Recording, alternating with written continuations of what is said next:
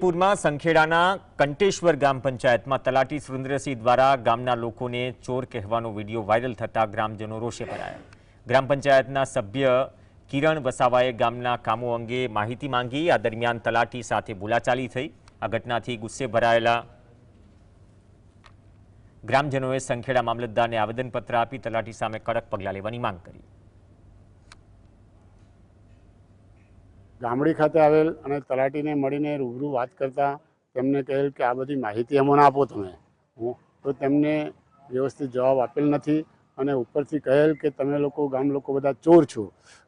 એટલે અમારો ઘણો બધો આક્રોશ છે અને અમે ચોર નથી, ચોરી કરવાવાળા ચોર છે, અમે કંઈ કોઈ ચોરી કરી નથી।